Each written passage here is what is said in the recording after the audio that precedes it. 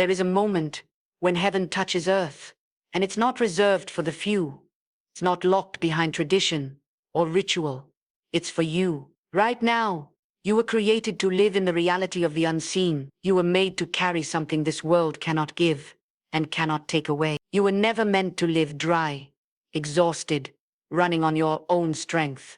There is a divine presence waiting, not just watching from afar, not pacing the heavens wondering when you'll be ready, but waiting with open arms for the moment your heart turns, even slightly, for the moment your will says, yes, O beloved.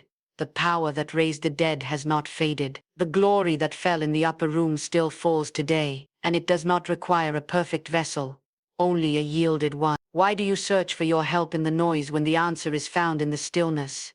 There is a power greater than your fear, a peace stronger than your storm, a love deeper than your past, and it's here. If you'll dare to believe, not in your ability but in the presence that surrounds you, your life will never be the same. There's a river flowing from the throne of God, and that river heals, that river restores, that river awakens the sleeping dreams, the broken visions, the weary heart. You don't need another sermon, you need an encounter. You don't need more information, you need transformation. The difference is not in your talent, it's not in your past, it's in your surrender. Some of you have cried in silence. You've asked, God, where are you? And the answer has always been, closer than your next breath. I've been waiting for you. You've felt the emptiness. You've known the ache. But hear me now, this moment is holy. Not because of what you feel, but because He is here. What are you waiting for? The same presence that called Lazarus out of the tomb is calling you. Out of fear, out of bitterness, out of doubt, and into purpose, into fire, into fullness. Don't let your mind talk you out of what your spirit is crying for. There is no formula. There is no performance, only the cry, I want more. And when you cry from the depths of your soul, something begins to break, something begins to shift. Heaven responds, chains fall without a sound, wounds heal without a scar, hope rises without explanation. This is not hype, this is holy, and it's real. Let the presence meet you, let the fire fall, let the glory awaken every dormant dream. Let the power of heaven rest upon your life. Not just to bless you but to change the world through you. You don't have to understand it, just yield to it. You don't have to fight for it, just receive it. He's waiting. The presence that heals, that comforts, that transforms is waiting. Will you say yes, not with fear, not with hesitation, but with full abandonment, to something greater than yourself? You'll never regret surrender. You'll never regret the moment you let go of your way and stepped into divine flow. This is your moment. Don't miss it. Surrender is the doorway to divine encounter. There comes a moment in every believer's journey when the heart begins to crave something deeper, something more than songs sung, sermons heard, or scriptures memorized. It's a holy hunger that cannot be filled by religion or routine. It is the soul's quiet cry for divine encounter. And yet so many miss that sacred moment because they're waiting for lightning or expecting a sign written in the sky. But heaven rarely shouts. Heaven waits for surrender. Surrender is not weakness. It is not passivity. It is not giving up. It is giving over. The moment you surrender, truly surrender, everything changes. The heavens may not crack open in that instant, and no fire may fall from the sky, but something far more powerful happens. God meets you, not the God of imagination or distant theology, but the living, breathing, holy presence. The one who hovered over the waters at creation, now waits to rest upon your life, but He will not force His way in. He is drawn to surrender. In our striving we often believe we must impress God to encounter Him. We think our performance will usher in His power. We try to earn what can only be received, but God has never responded to performance.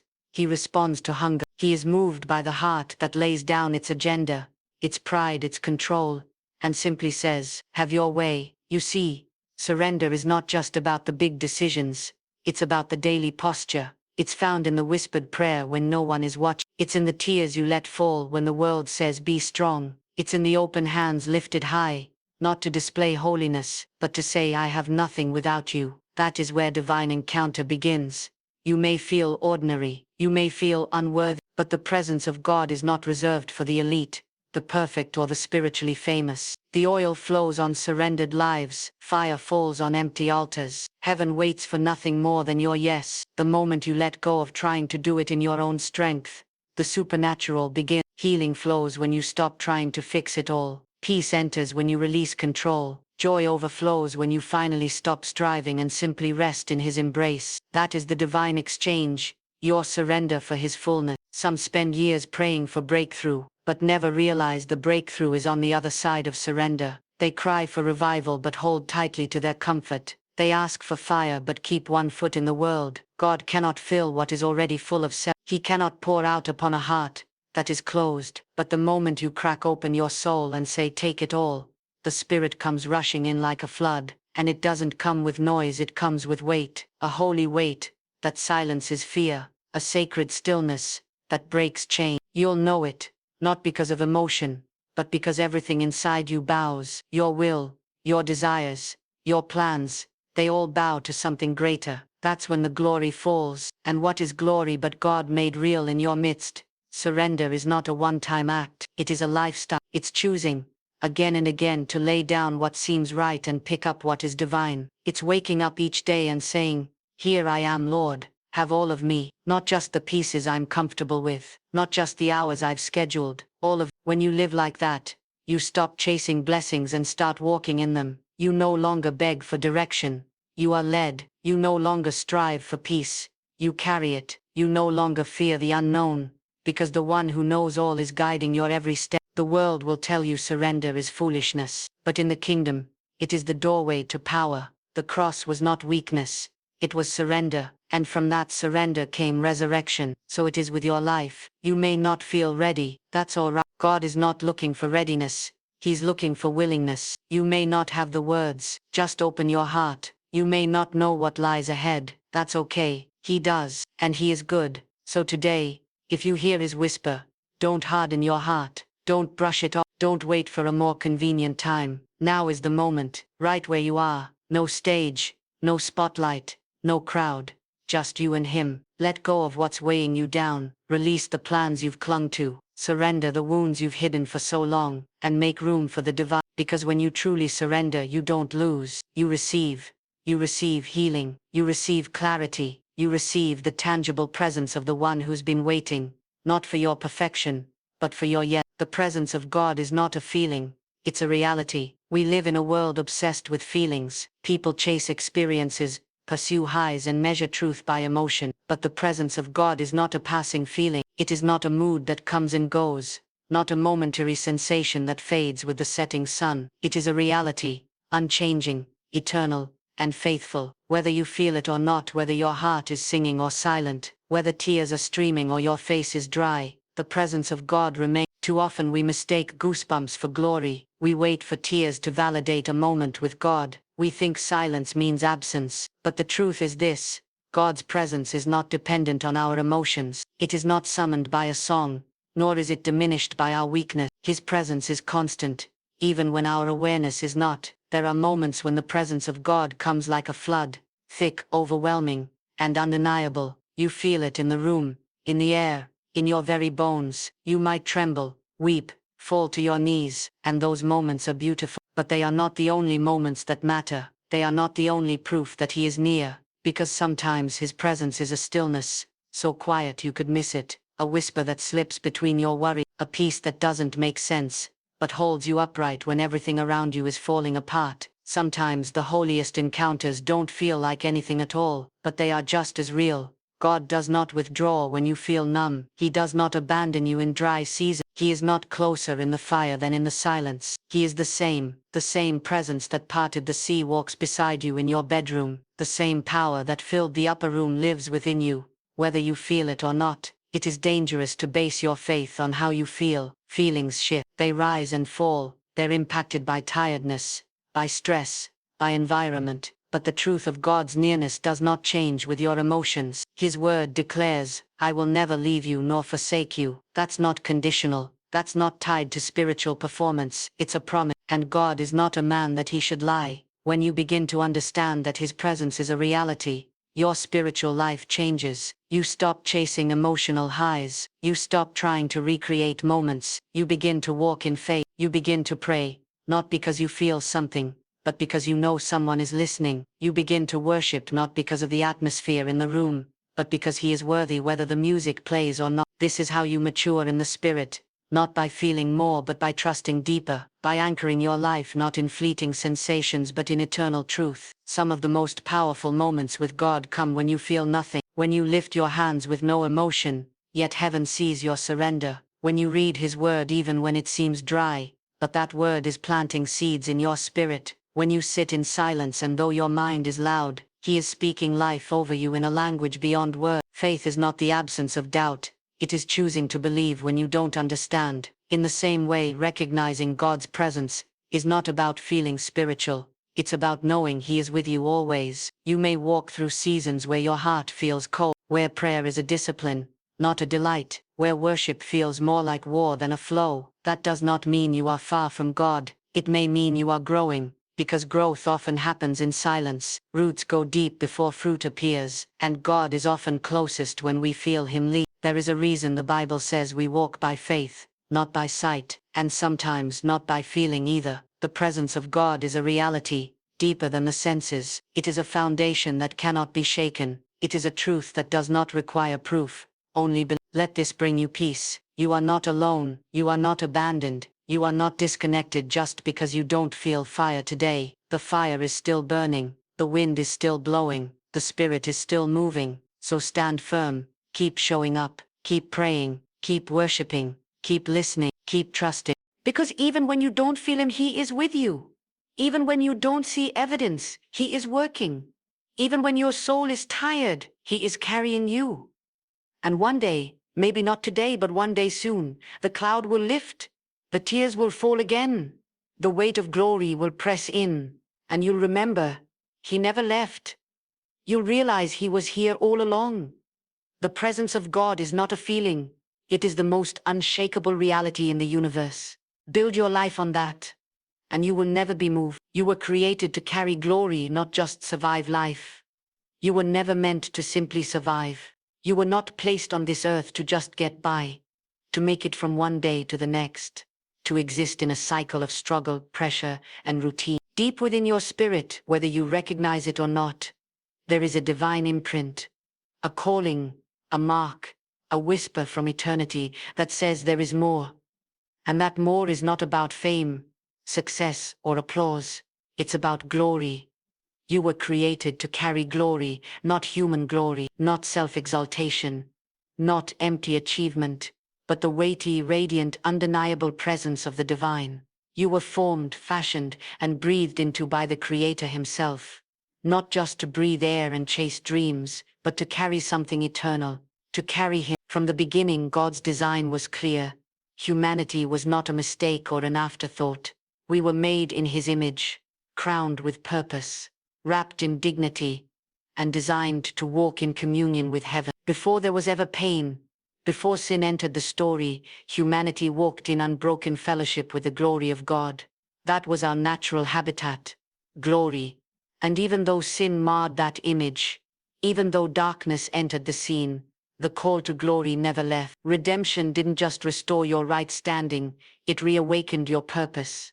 You were redeemed so you could reflect his glory again, not as a shadow of who you once were, but as a vessel of the very presence that makes dead things live. You were made to live full, not empty, empowered, not defeated, radiant, not dimmed by the weight of life. And yet so many are stuck in survival mode, going through the motions, numb to the wonder within them, bound by fear, comparison, or the wounds of the past. But surviving was never the assignment.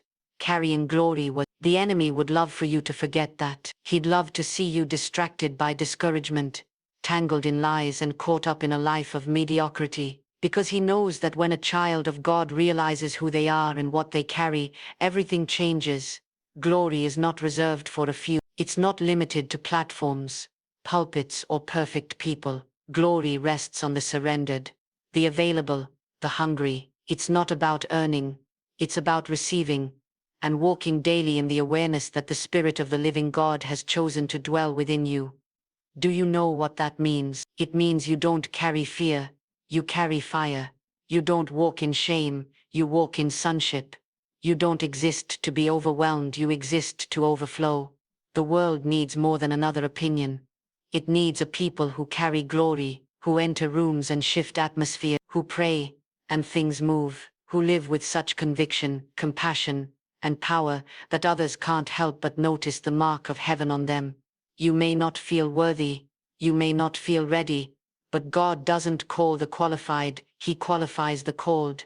And He has called you not just to work a job, raise a family or live a good life. He's called you to carry the evidence of His presence. When you walk into a hospital room, you carry healing. When you enter a classroom, you carry wisdom. When you stand in your home, you carry peace. When you speak, you carry light. It's not pride, it's identity. It's knowing who lives within you and what He's called you to do. You don't have to create the glory, you simply carry it. You stay close to the source, you dwell in His presence, you walk in obedience, and His glory follows. It's not about it's about being sent. Glory carriers aren't trying to make a name for themselves, they're reflecting the name above all names. They live with eternity in mind. They walk in the spirit, not in the flesh. They rise above the noise because they've been touched by something great. You were never meant to blend in with the crowd. You were never designed to shrink in fear or hide your light. You were born for such a time as this. This generation doesn't need more perfection, it needs presence. It needs people like you to rise in boldness, in purity, in love, and let the weight of heaven rest on your life. And when it does, everything changes, not just around you but within you. Glory heals, glory restores, glory revives, and glory sends. So stop surviving, stop settling, stop telling yourself you're just trying to make it. You were born for more. Lift your head, straighten your shoulders. The same Spirit that raised Christ from the dead is living in you, and that glory is not a distant dream, it's a present reality. You were created to carry it. Now walk like it, speak like it, pray like it, live like it. Because the world is waiting, not for another survivor, but for a carrier of glory. You don't have to beg. You only have to believe. That single truth can change the way you approach prayer, the way you worship, the way you walk through life. Because somewhere along the way, many of us began to believe that we had to convince God to care, that we had to plead, persuade, and perform before heaven would open its doors. But the heart of God is not locked behind walls of reluctance. His ears are not closed. His hands are not tied, His love is not cautious. He does not wait for you to prove yourself. He waits for you to believe. Belief is not a feeling. It's not emotional hype. It's a posture of the heart that says, I trust you even when I don't see it yet. It's standing before the throne of grace, not as a beggar, but as a child who knows they believe. It's praying with the assurance that your voice is heard, that your presence is welcomed, that your faith is enough. Begging is rooted in fear. Believing is rooted in faith. Begging says, maybe if I cry hard enough, God will answer. Believing says, He is already good, already faithful, already moving. Begging focuses on lack. Believing focuses on promise. You were not called to crawl into God's presence like an orphan without a home. You were called to come boldly, not because you're perfect, but because the one who made you righteous invites you in. There is no striving in sonship. There is no desperation in daughterhood. The moment you surrendered your life, you were given access, not partial access, but full, complete, unfettered access to the throne of grace. And yet how many still come as if they're intruding, as if they must prove their worthiness to be heard, as if God is withholding His best until they get everything right. That's not who He is. The Father is not waiting for your begging, He's waiting for your trust. Trust that He meant what He said, trust that His word is alive. Trust that every promise is yes, and trust that what He starts, He finishes. Trust that you don't have to fight for His attention, you already have it. When Jesus walked the earth, He didn't say, if you beg enough you'll receive. He said, if you believe. Over and over, He said it. Your faith has made you whole. Not your tears, not your effort, your faith. There is power in simple, childlike faith, not in your ability to believe perfectly, but in your willingness to believe fully. You can spend your life begging God to move, or you can start believing that He already. Believe that healing is still flowing, believe that provision is still coming, believe that peace is still available, believe that restoration is still possible, Believe that miracles have not ceased. Believe that your breakthrough is not just a hope, it's a heartbeat away. He never called you to strive, he called you to receive. He never asked you to perform, he asked you to trust. Every miracle in scripture began with someone who dared to believe. They didn't have perfect theology or perfect records, but they had. What would happen if you stopped begging and started believing? If you started praying like heaven is listening? Because it is. If you started declaring the promises of God instead of questioning whether they apply to you, you are not forgotten, you are not disqualified, you are not too late, you are not too broken. The enemy wants to wear down your faith, but faith is your access point. It is the bridge between what is seen and what is still unseen, between what you hope for and what you are about to hold in your hands. So today, take a deep breath, lift your head, stop rehearsing all the reasons why God might not answer, and start remembering all the reasons why he will. He is faithful, he is near, he is good, he is able, and he is not moved by begging, he is moved by belief. Let this be the day you stop begging for scraps when heaven has already set a table. Believe you are welcome there. Believe the provision is already on its way. Believe that what you're praying for is not impossible, it's just waiting for your yes. You don't have to beg anymore, you only have to believe. Intimacy with God is greater than any public power. There is a sacred place that no spotlight can reach, a quiet place where the applause of the crowd fades, where titles hold no weight, and where the only thing that matters is the posture of the heart. It is there in the secret place where true power is born, not the kind that impresses people, but the kind that moves heaven, because intimacy with God is greater than any public power. In a world obsessed with image and influence, it's easy to forget that the most important parts of your life are the ones no one sees. We measure success by numbers, by platforms, by how loudly our voice echoes, but God does not measure as man measures. Heaven is not moved by performance, it is moved by surrender, and the ones who truly carry his power are the ones who know him in secret. It is possible to impress people and still grieve God. It is possible to speak of him and yet not walk with him. Gifting can open doors, but only intimacy sustains what gifting begins. Without intimacy,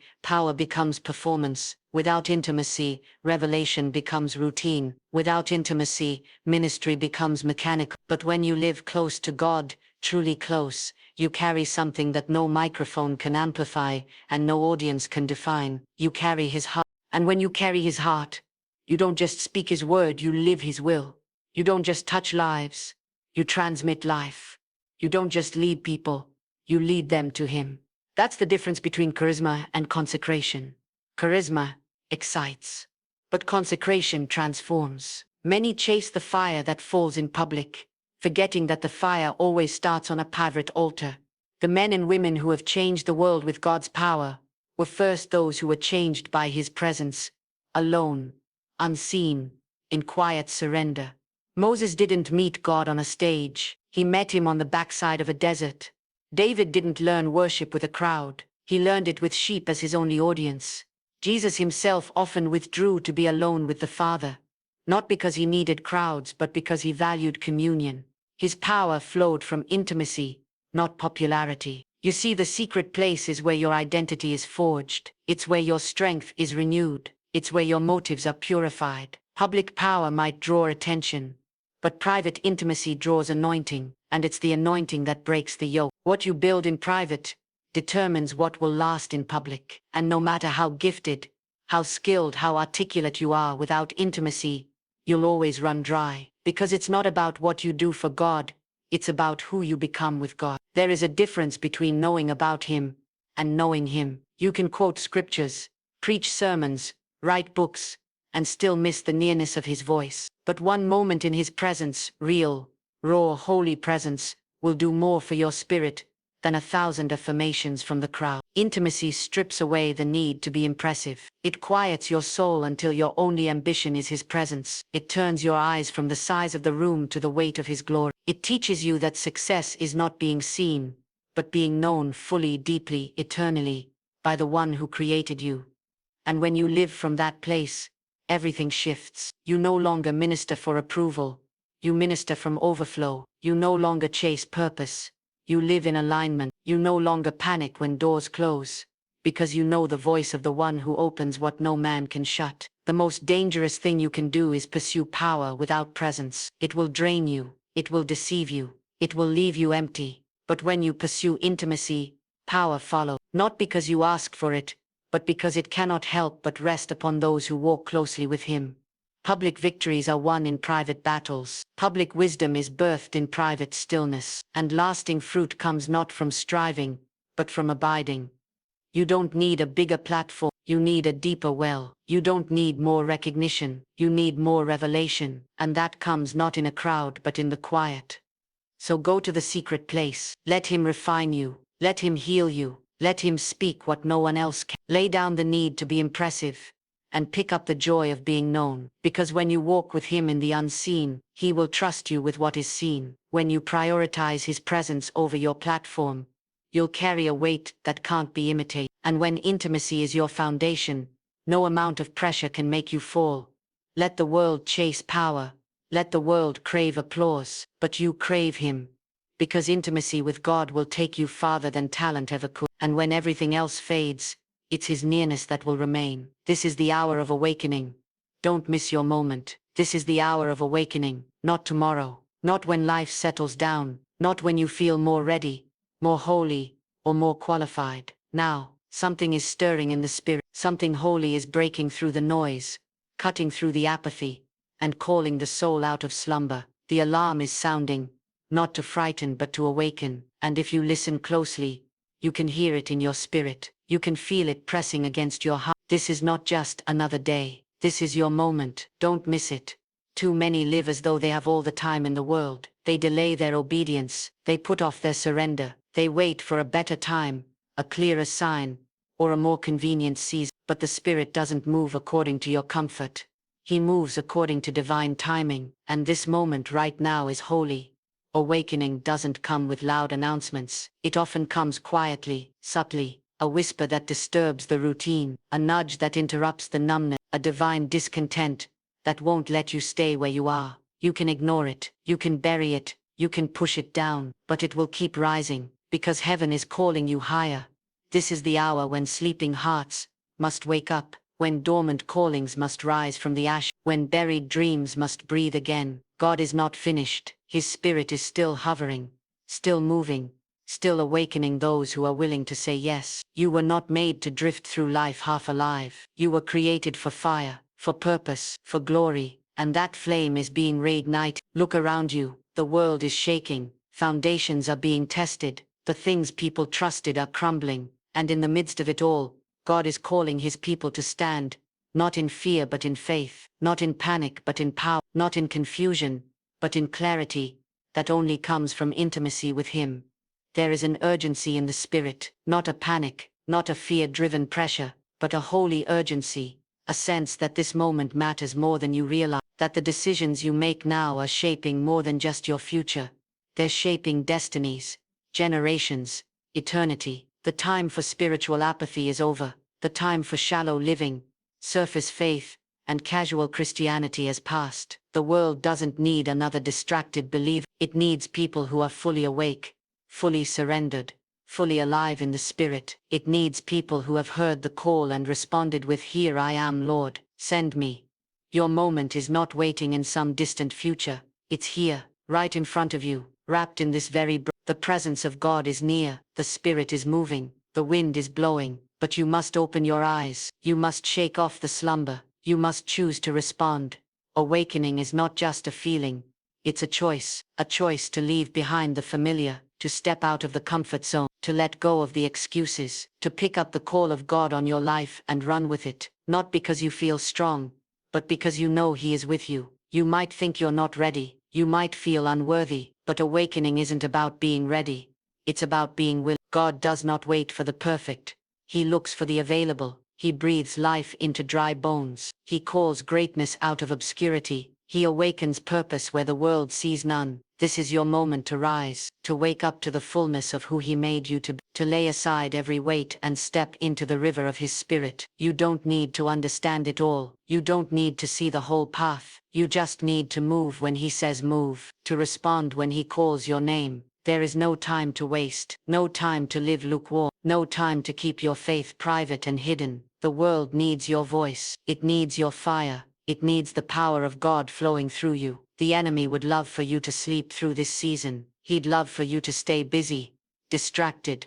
Not because he knows if you ever wake up, really wake up, you'll be unstoppable. You'll become a weapon in the hand of God, a light in the darkness, a voice of revival. So shake the dust off, lift your eyes, return to the altar, fall in love with his presence again. Let the Spirit stir your heart until it burns. Let him awaken you from the inside out, because this is not just a season of survival, it's a season of awakening. This is your divine interruption, your sacred moment, and it's not too late.